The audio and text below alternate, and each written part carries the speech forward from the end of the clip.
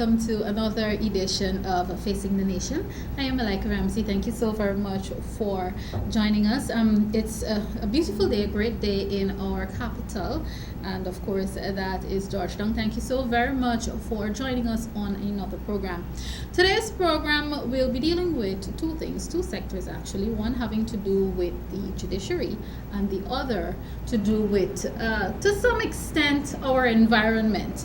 Of course, it's the purpose of today's program really is, as always, really is to give information, but we don't have any guests that we will be interviewing and that you will be hearing from, but you'll be hearing from me. I'm a lone soldier today. So it's basically about giving information. Of course, in the first segment, we'll try to deal with the judiciary. You'll also be hearing from the Attorney General, of course, but not in person on this program. Yesterday, he had a press conference that dealt with the hosting of a workshop for judges and prosecutors. So you'll get, you'll get that press conference. Actually, it's a very brief one. It was a very brief one. You'll get that in its entirety. And you'll also hear some sentiments from the Minister of Business as he recently spoke at there was an event earlier in this week to observe Earth Day, which was on Sunday, last Sunday. Earth Day. I don't like to say celebrated because it's not anything to really celebrate, so to speak, but it's to observe and to do everything that you possibly can to protect the earth, protect the environment, and protect your green surroundings. As you know, Guyana is on that path, so it's very, very important for us to observe these days, these very significant days that could only serve to move the world in a better direction, in a direction that really and truly would protect the lives of all citizens. So it's good when Guyana takes a part and takes, leading roles in these various observances. On the first part where we're dealing with the judiciary, before I allow you to hear from the Attorney General and that press conference that would have been held at his chambers yesterday, there's some sentiments floating around, and there are more than sentiments. There is evidence actually. There has been recent what some of us are calling attacks on the judiciary coming from the opposition, and of course that would have been a very serious matter. Part of the matter would have been put to rest already. I know sometimes we're not necessarily a reading population, which is very, very bad. We need to improve on that. So some people may still not know what would have happened. As you know, charges would have been brought against some of our government ministers. Fortunately, all of those charges would have been discontinued by the DPP thus far. However, there was some accusations being floated around coming from the opposition, accusing the Ministry of the Presidency of getting involved, and both the Attorney General and of course the Minister of State took umbrage to what was being peddled unfortunately by the opposition. But just to be formal and official, I'd like to read to you two releases. One came from the Ministry of the Presidency, of course, and the other came from the Attorney General's chambers. The first one from the Ministry of the Presidency, Minister of State Joseph Harmon has rejected and dismissed spurious and outrageous allegations that the Director of Public Prosecutions, DPP, Ms. Shamir Ali-Haq, was instructed by a top official from the Ministry of the Presidency to dismiss the private criminal charges filed against Minister of Health, Ms. Walda Lawrence, and Minister of Social Cohesion, Dr. George Norton. Of course, and you see the need for the Ministry of the Presidency to shut down those accusations and those claims because they were specifically named. This allegation was carried by an online news outfit, Citizens Report. I always warn people about reading things from Citizens Report and taking it as gospel. Those things are often, they're tainted, and it's laced with untruths, and some people will say lies. So I always warn people about Citizens Report. Of course, the report was on the 24th of April, which would have been earlier in this week, with the headline, DPP, and I quote, DPP was instructed by MOTP, meaning Ministry of the Presidency, to drop misconduct charges against Minister Lawrence and Minister Norton. That coming from the Ministry of the Presidency. This is from the Minister of State himself, Minister Joseph Harmon. He said that is a malicious report. nobody can trust the DPP, can instruct the DPP. The DPP is an independent office, and the DPP exercises her responsibilities without interference from anyone. I can say categorically that nobody, no senior personnel from the Ministry of the Presidency instructed the DPP. So that is a malicious report, the minister said. And again, the reason I am repeating all of this today, some of you may have heard it, but because when a negative is peddled, it is peddled and it goes for days and days on end until, unfortunately, sometimes in the minds of some people, it becomes the truth. So I am always of the view, of the opinion that when we're rebutting these things and we're actually putting the truth out there, we should try to peddle the truth for the same amount of time and for longer than the lies were peddled. The charges which were filed last week by the People's Progressive Party Civic are seen by the government as an attempt by the opposition to detract the attention from the charges that have been filed against PPPC officials, former Minister of Finance, Mr. Ashni Singh, and former Chief Executive Officer, of course, the CEO of the National Industrial Commercial Investment Limited. Most of you know that as NISL, Mr. Winston Brassington. The minister further went on to say this is all part of the PPP scheme. The DPP has exercised her right under the law, and now they are finding ways and means to try to vilify her by saying that she acted under the influence of a direction from the Ministry of the Presidency, when in fact this is not so. It is totally wrong, this is false and ridiculous, Minister Harman said.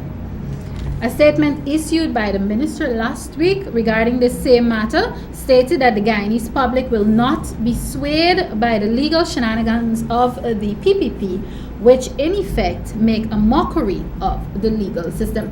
That part of Minister Harman's statement is very important in terms of making a mockery of the legal system, and that is also a matter that the Attorney General himself addressed, and I'll now also read that statement. Of course, the heading for that reads that the Attorney General roasts PPP for deplorable attacks on the judiciary and CCJ. The recent attacks by the People's Progressive Party on the judiciary and the Caribbean Court of Justice was recently described as deplorable by Attorney General and Minister of Legal Affairs, the Honorable Basil Williams, SC, meaning Senior Counsel. The Attorney General was responding to reports by the opposition that the Office of the Director of Public Prosecutions has been compromised following the recent dismissal of charges against Ministers Lawrence and Norton. The AG said it is surprising that the people who have put Parliament in a state where it is dysfunctional for a year, who had allowed gangsters to advertise in the newspapers, who have had the greatest killings ever in the history of this region under their watch, were leading the government of corruption in this hemisphere, are making such comments. He expressed confidence, and this has happened because the Attorney General did express confidence that the charges filed against, of course, two other ministers also, charges were filed against them. That would have been Dr. Rupert Rupnarain and Minister of Finance, the Honorable Winston Jordan. The Attorney General had expressed confidence that those charges would have been discontinued, and they have since been discontinued, for those of you who have not known, who don't know. The DPP has given reasons that in the interest of good governance that they didn't file their complaints or took any evidence to the established investigatory authorities, which will then go to her if it has any merit, A.G. Williams said. The Attorney General clarified that it is unnecessary for the government to tender any formal request to the DPP, saying that, and this is a quote from Minister Williams himself, I outlined the powers of the DPP. Nothing that she had to be proactive. Why would the DPP have all those powers over all prosecutions in the country?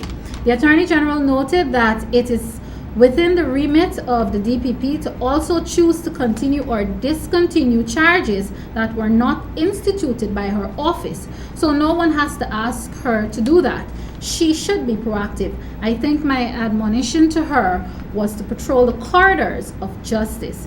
The recent charges brought against the 5 government ministers came on the heels of criminal proceedings. And again, we need to remind the public why there is the need for the other side to put information out there to distract from the real issue. And the real issue is that criminal proceedings filed by the Special Organized Crime Unit, that is SOCU, against former PPP Finance Minister Ashna Singh and former Chief Executive Officer CEO of NISL, Mr. Winston Brassington, for misconduct in public office, contrary to common law as it pertains to the sale of 3 plots of state land. So you see, viewers, that is where all of this noise and this I would call it mimicking of a circus came from, and wasting the court's time. Imagine we have a judicial system, a court system that people say, still needs a lot of work, and people are finding time to take up the court's time to basically waste the time. And no one can say to me that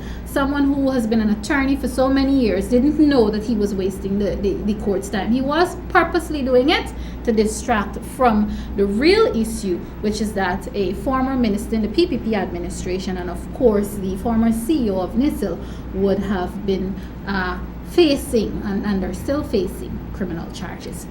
And of course, that's enough from me for now. We will however continue on this note of the judiciary, and I'll ask our operator to pull up that press conference from the Attorney General at his chambers yesterday, which focused on that workshop to train judges and prosecutors. This is Facing the Nation. Stay tuned.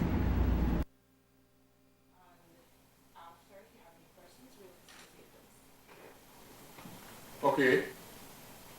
Good afternoon, ladies and gentlemen of the media.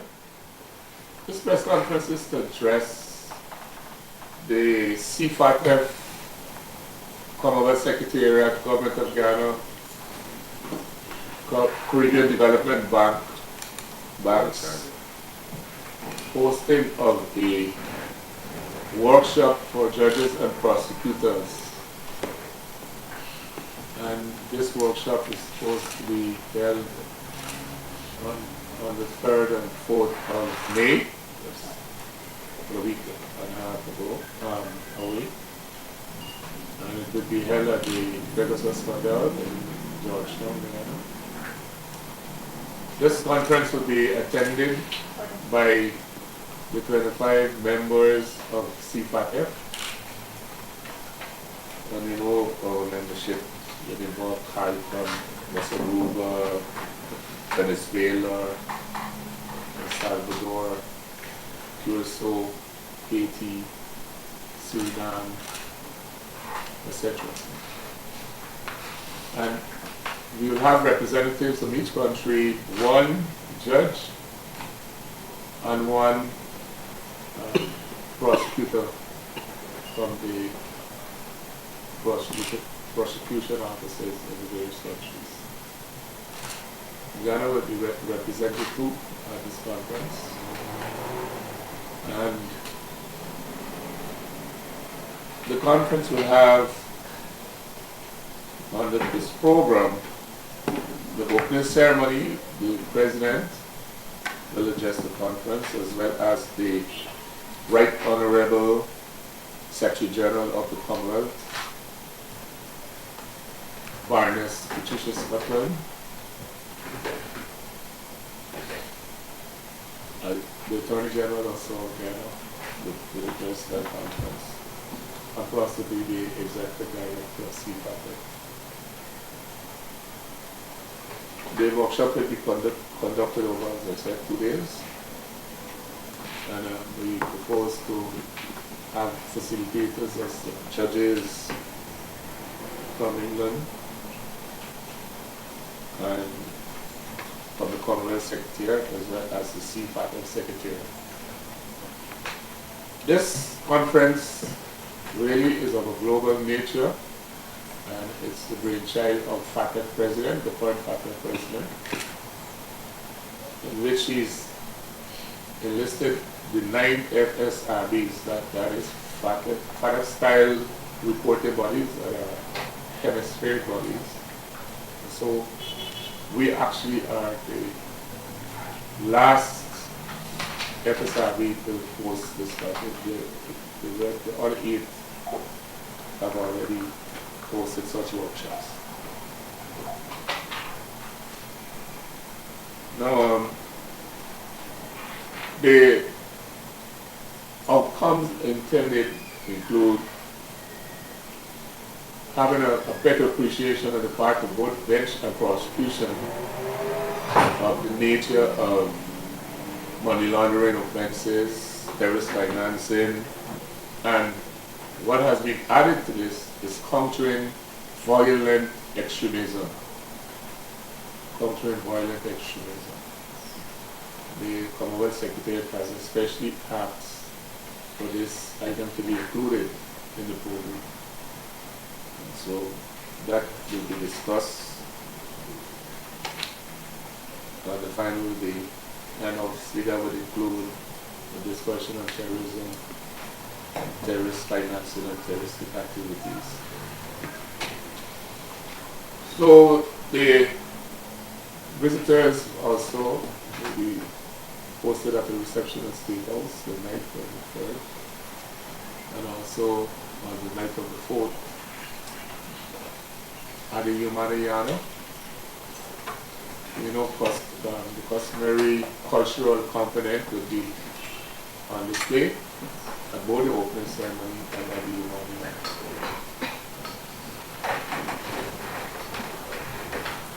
So this is yet another important event on the calendar of the share of CFATEC.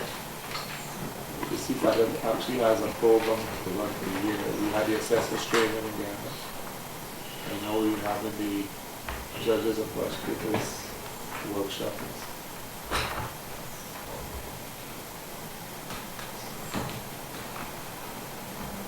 Therefore, I will conclude now on this at this time, so that I will invite questions if you need more details to be reinforced. Mr. Williams, Savina, Summer from the newsroom. Could you say how many persons you expect to come into Guyana as a result of this workshop? I know you said 25 member states and 2 from each, but I don't know if there will be any other. Yes, there will be additional representatives from CONCEPT, that is Commonwealth Secretariat, who will accompany the Commonwealth Secretary General, equally from the CFATEC Secretariat. So we have roughly 65 to 70 persons coming in. Could you say, correct me, I'm so sorry, could you say if all of the 25 member states have confirmed their attendance, and then if so, could you say who is the judge and prosecutor that is coming from that? Well, we've had confirmation more or less on all. We just have to have the actual list of names, because we have a list from the CARICOM element, and we now have CBD funding Cayman Islands, Montserrat, and the like those overseas territories. So we've had indications from all territories in terms of the names. We have to get those names will be forthcoming each other. We have a list of how many of them are? 34 or so. Plus, but some people are registering directly with the hotel, and some come through the CFATEC link. Mr. Sutton from the Guyana Council, could you say for the judge and prosecutor who would be representing Guyana, and what do you, with the 4th round of mutual evaluation coming up with, I think in 2021, what are your expectations of our local team to take away from this event on the Well, that's a good question.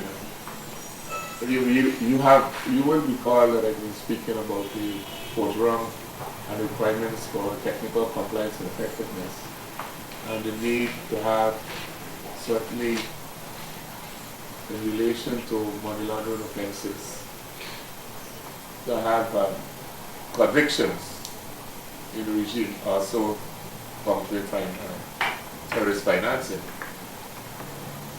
And with a better understanding on the part of judges, and the prosecution will have to push any charges in relation to money laundering. We believe that this understanding could result in a more effective approach to one, doing investigations into money laundering, proffering charges for money laundering, and successful prosecution of those charges before a judge who also will be very informed about the particular regime of anti-money laundering, corruption, financing, and terrorism. And as I said to you, that regime more or less now conflated not only with the question of proliferation financing in relation to weapons of mass destruction, but also financial crime slash corruption. And which judge and prosecutor will be representing them? Justice Navindra Singh has been identified by the Chancellor and Justice Barlow. We've taken advantage of being the host. They said it's one country, one judge per country, one prosecutor. The DPP could be attending. Also, one garrison. Could you say what's the estimated cost to put together this event? Well, yeah, of course, the Commerce Secretary is the major donor for this event. They have been supported by CDB, Family Development Bank, in relation to the overseas territories. And of course, the government of Ghana will be picking up a lot of funding in relation to this event.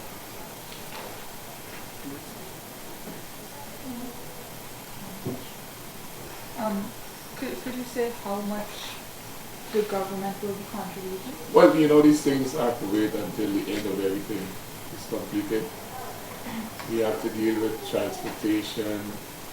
We have to contribute to meals. And obviously, all the receptions will be on us.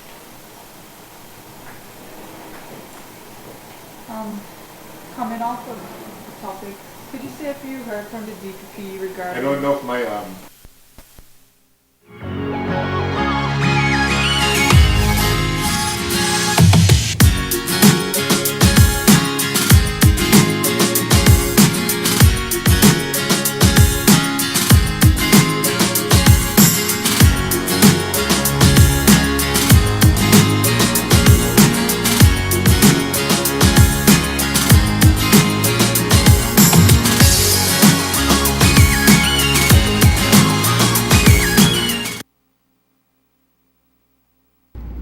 Thanks for staying with Facing the Nation. Those of you who are now joining us, what you would have been listening to would have been the Attorney General, the Honorable Basil Williams, addressing the media, members of the media, regarding the workshop for judges and prosecutors being held by, of course, the government of Guyana, CFATF, the Commonwealth. It's basically collaborative, and of course the CDB.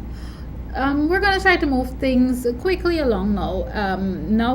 We've completed our segment there on the judiciary for today by giving you all of that information and sentiments regarding it and all of that. Now, we joined the rest of the world last Sunday as we observed Earth Day. Two things happened leading up to that. And one thing happened the day after that. There was an entire event held at State House on Monday. You had several ministers were in attendance. Of course, some sentiments came from both the Honorable Minister of State and the Honorable Minister of Business. However, the presentation by the Honorable Minister of State is not available for today's program, but we'll try to bring that to you in a subsequent program.